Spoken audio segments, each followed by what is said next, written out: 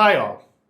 Technical മേഖലയിലെ ഉദ്യോഗാർത്ഥികൾക്ക് അധ്യാപന മേഖലയിൽ ജോലി ചെയ്യാൻ പറ്റുന്ന വളരെ പ്രധാനപ്പെട്ട ഒരു സ്ട്രീമാണ് ലെക്ചർ ഇൻ പോളിടെക്നിക് എന്ന് പറയുന്നത്. അതായത് കേരളത്തിലെ വിവിധ പോളിടെക്നിക് കോളേജുകളിൽ അധ്യാപകരാകുക എന്നുള്ളത് വളരെ പ്രധാനപ്പെട്ട ഒരു കാര്യമാണ്. പലപ്പോഴും ഇത് എങ്ങനെയാണ് തയ്യാറെടുക്കേണ്ടത്, എന്തൊക്കെയാണ് ഇതിന്റെ അടിസ്ഥാന യോഗ്യതകളെന്ന് നമ്മുടെ സമൂഹത്തിലെ വളരെ വലിയൊരു വിഭാഗം ഉദ്യോഗാർത്ഥികൾക്കും അറിയില്ല. അപ്പോൾ ഇത്തരം ഉദ്യോഗാർത്ഥികൾക്ക് കൃത്യമായ ഗൈഡൻസ് നൽകാൻ വേണ്ടിയാണ് നമ്മൾ ഈ വീഡിയോ ചെയ്യുന്നത്. ഇതിൽ നമ്മൾ പ്രധാനമായിട്ടും ഇതിന്റെ അടിസ്ഥാന യോഗ്യത എന്തൊക്കെയാണ്, എത്ര പ്രായം വരെ നമുക്ക് അപേക്ഷിക്കാൻ കഴിയും, പഠനം എപ്പോൾ തുടങ്ങണം, ഏതൊക്കെ സ്ട്രീമുകളിലുള്ളവർക്കാണ് ഈ ഒരു പോസ്റ്റിൽ നിയമനം കിട്ടാൻ സാധ്യത, അതുപോലെ തന്നെ ഇതിനോടകം തന്നെ എത്രത്തോളം നിയമനങ്ങൾ നടന്നിട്ടുണ്ട് തുടങ്ങിയ കാര്യങ്ങളാണ് നമ്മൾ ഇവിടെ ഡിസ്കസ് ചെയ്യാൻ പോകുന്നത്. അതുപോലെ തന്നെ ഇനി ഓരോ പോസ്റ്റുകളിലും, അതായത് കേരള PSC വിളിക്കുന്നത് എല്ലാ സബ്ജക്റ്റിനോടും ആയിരിക്കത്തില്ല, ഓരോ വ്യത്യസ്ത സ്ട്രീമുകളിലേക്കായിരിക്കും. ഓരോ സ്ട്രീമുകളിലും എപ്പോഴാണ് നോട്ടിഫിക്കേഷൻ വരുന്നത് തുടങ്ങിയ എല്ലാ കാര്യങ്ങളും നമ്മൾ ഈ വീഡിയോയിൽ നിങ്ങളുമായിട്ട് ഷെയർ ചെയ്യുന്നുണ്ട്. അപ്പോൾ നമുക്ക് വീഡിയോയിലേക്ക് കിടക്കാം.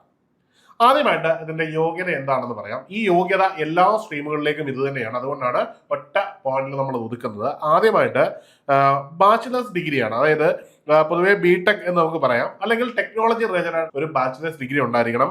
ബാച്ചിലേഴ്സ് ഡിഗ്രി ഉണ്ടായിട്ട് മാത്രം കാര്യമില്ല, അതിൽ 60%, അതായത് ഫസ്റ്റ് ക്ലാസ്സിൽ കുറയാത്ത മാർക്ക് നമുക്കുണ്ടായിരിക്കണം. ഇപ്പോൾ പല കോളേജുകളിലും പല യൂണിവേഴ്സിറ്റികളിലും നമുക്ക് ഫസ്റ്റ് ക്ലാസ് സെക്കൻഡ് ക്ലാസ് പോലുള്ള കാര്യങ്ങൾ പറയുന്നില്ല. 60% തതുല്യമായിട്ടുള്ള GPA നിങ്ങൾക്ക് ഉണ്ടെങ്കിലും എന്ത് ചെയ്യാം, ഈ ഒരു പോസ്റ്റിലേക്ക് അപേക്ഷിക്കാം. ഈ ശതമാനത്തിൽ കുറവാണെങ്കിൽ ഒരു കാരണവശാലും നിങ്ങൾക്ക് ഈ ഒരു ജോലിക്ക് വേണ്ടി അപേക്ഷിക്കാൻ ഒക്കില്ല എന്നത് വളരെ പ്രധാനപ്പെട്ട ഒരു കാര്യമാണ്. ഇനി ഇതിന്റെ സ്കെയിൽ ഓഫ് പേ എന്ന് പറഞ്ഞു കഴിഞ്ഞാൽ AICT സ്കെയിലാണ്. വളരെ വലിയ സാലറിയാണ്. വളരെ സിമ്പിൾ ആയിട്ട് പറഞ്ഞാൽ ഏതാണ്ട് 60,000-നും 70,000-നും ഇടയ്ക്ക് തുക നിങ്ങൾക്ക് സ്റ്റാർട്ടിങ്ങിൽ കിട്ടും. അതായത് നിങ്ങൾ ജോലി ചെയ്യുന്ന ഒരു പഞ്ചായത്ത് പോലുള്ള പ്രദേശങ്ങളിലാണെങ്കിൽ ഏതാണ്ട് ഒരു 60,000-നും 65,000-നും ഇടയിൽ കിട്ടും.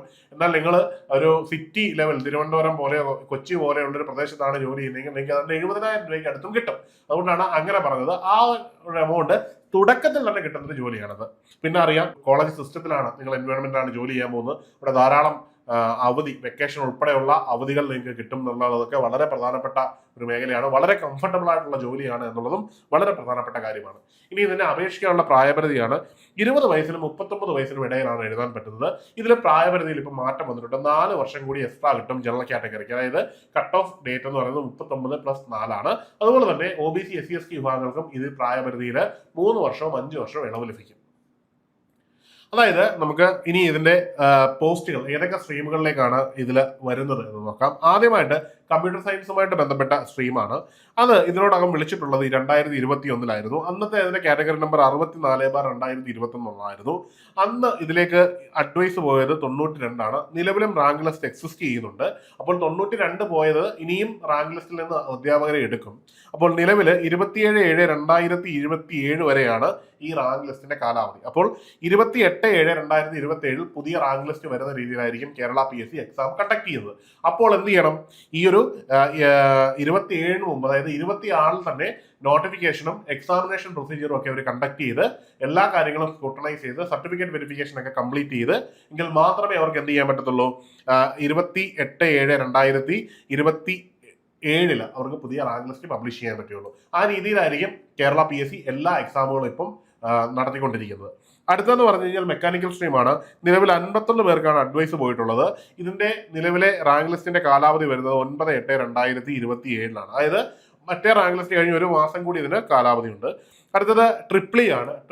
ട്രിപ്പിളിയിലേക്ക് എത്തുമ്പോൾ ഇതിൽ നിലവിൽ 13 പേർക്ക് മാത്രമേ അഡ്വൈസ് പോയിട്ടുള്ളൂ. ഇതിന്റെ കാലാവധി എന്ന് പറഞ്ഞു കഴിഞ്ഞാൽ അടുത്ത വർഷം 12/12/2027 വരെയാണ്. ഇനി സിവിലിലേക്ക് എത്തുമ്പോൾ അവിടെ 9 പേർക്ക് മാത്രമാണ് അഡ്വൈസ് പോയിരിക്കുന്നത്, 29/1/2028. ഇപ്പൊ ഈ നമ്പർ ഓഫ് കാൻഡിഡേറ്റിന്റെ അഡ്വൈസ് പോയത് കുറഞ്ഞതൊന്നും നിങ്ങൾ അത്ഭുതമായിട്ട് കരുതണ്ട.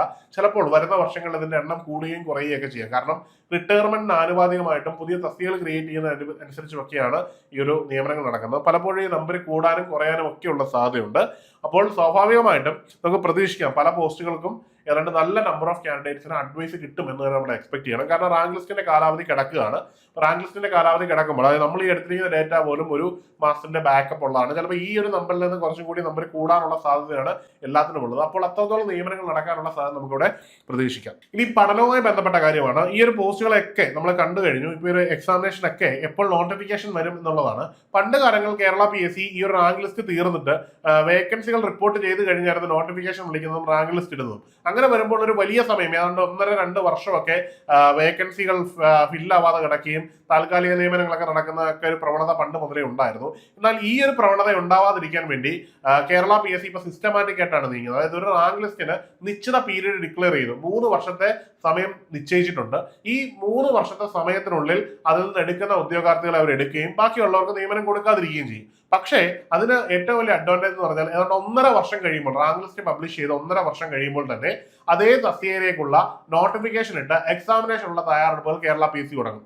അതായത് നമ്മുടെ മുമ്പിൽ ഏതാണ്ട് 1.5 വർഷം മുമ്പ് തന്നെ എക്സാമിനേഷനുള്ള തയ്യാറെടുപ്പുകൾ തുടങ്ങി ക്ലിയർ ചെയ്യാനുള്ള ഒരു സമയം കിട്ടും. പക്ഷെ അവിടെ ഒരു വലിയ പ്രശ്നമുണ്ട്. അതായത് എക്സാമിനേഷനും നോട്ടിഫിക്കേഷനും തമ്മിലുള്ള സമയം അല്ലെങ്കിൽ ദൂരം വളരെയധികം കുറയും. ഇപ്പോൾ PSC വളരെ സിസ്റ്റമാറ്റിക് ആയതുകൊണ്ട് തന്നെ ഇനിയും നമുക്ക് പ്രതീക്ഷിക്കാം ഒരു 2-3 മാസത്തിനുള്ളിൽ തന്നെ ഈ തസ്തികകളിലൊക്കെ നോട്ടിഫിക്കേഷൻ ഇടുകയും ശേഷം എക്സാമിനേഷൻ കണ്ടക്ട് ചെയ്യുകയും ചെയ്യും. അതായത് നമ്മുടെ മുമ്പിൽ ടോട്ടൽ 6 മാസത്തിനുള്ളിൽ തന്നെ ഈ എക്സാമിനേഷൻ പ്രതീക്ഷിക്കുന്ന രീതിയിലായിരിക്കും ഈ കാര്യങ്ങളെല്ലാം നടന്നു പോകുന്നത്.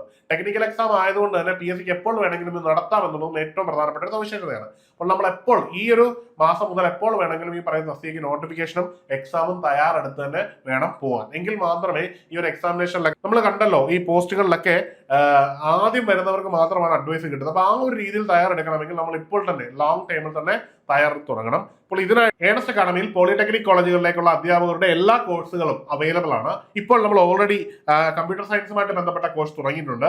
ബാക്കി എല്ലാ കോഴ്സുകളും ഉടൻ തന്നെ തുടങ്ങുന്നതാണ്. അപ്പോൾ ഈ കോഴ്സുകളെ പറ്റി അറിയുന്നതിനും അതുപോലെ തന്നെ തയ്യാറെടുപ്പുകൾക്ക് കൃത്യമായ ഒരു ഗൈഡൻസ് കിട്ടണമെങ്കിൽ നിങ്ങൾക്ക് ഇപ്പോൾ തന്നെ താഴെ കാണുന്ന ഗൂഗിൾ ഫോം ഫില്ല് ചെയ്യാവുന്നതാണ്, അല്ലെങ്കിൽ ഈ കാണുന്ന നമ്പറിൽ ബന്ധപ്പെടാവുന്നതാണ്. അപ്പോൾ മറ്റൊരു വീഡിയോയിൽ കാണാം. Good bye.